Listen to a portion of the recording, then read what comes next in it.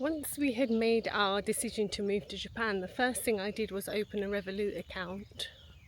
I just found it really handy because you can keep checking the rates, and as soon as you're happy with the exchange rate, you can just exchange your money. Prior to that, I was actually going to Euro exchange, which I found had quite good rates, but it meant always going to the shop, and of course on your way there the rates could change, so Revolut was really handy for me. Also, I didn't know at the time, but Revolut actually gives you a cash allowance every month.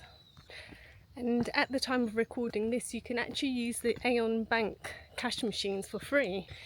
They do still use a lot of cash in Japan, so it's really handy to have this. The next step was applying for the visa, which, to be honest, the mind was just boggling. It took us a long time just to find out the procedure, and also after multiple calls to the Japanese embassy, it still wasn't very clear. So I've put together this video just to put a step-by-step guide to the visa process in my experience. This is the information that I found online that threw me a bit. It says, in principle, applicants should submit an application with a certificate of eligibility. However, in cases where it is difficult to obtain a certificate of eligibility, such as cases where the Japanese spouse, parent or any other relative is not living in Japan, please contact the visa desk in advance to check whether it may be possible to apply without a certificate of eligibility. As they described my exact situation, my mother lives in the UK, I gave them a call to find out if I could apply for a visa without the certificate of eligibility. But they told me I had to apply for the certificate of eligibility, and basically this is the first step for anyone who wants to apply for a visa for Japan. If you're in a situation where you're applying for a job or you already have a job in Japan, your employer will probably help you out with the paperwork. This is the application form. It does say 25 pages, but don't let that put you off. You will only need to fill in the pages that are applicable to you. It is also good preparation for the paperwork that you're expected to do once you get to Japan. Just a little tip, when you print out this application form, just make sure it is in the right scale. It needs to be A4 and fill the page. When we printed our one, it was slightly smaller and we didn't realise until we tried to stick the photograph on it. Of course, that meant we had to do it all over again. The visa that we applied for was the child of a Japanese national visa, but to be honest, whatever visa you're applying for, it seems like it's the similar steps that you have to take.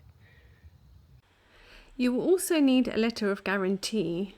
In my case, my uncle agreed to be our guarantor. It says on the form, I agree the following regarding the above named applicant's entry into Japan. 1. Expenses for the applicant's stay in Japan. 2. Return travel expenses. And 3. Compliance with Japanese law and regulations. If you are working in Japan, usually your employer will be your guarantor. This list of documents might be slightly different to what you see online. These are the documents that my uncle was told were required when he phoned the Tokyo immigration office. And if there's anything I have learnt, you can never have enough documents. Once you get your certificate of eligibility, that's the hardest part out of the way. In our case, we posted our documents to my uncle, who then went to the Tokyo immigration office. They posted the certificate of eligibility to him, and then he posted it to us. This is what the visa process felt like to me.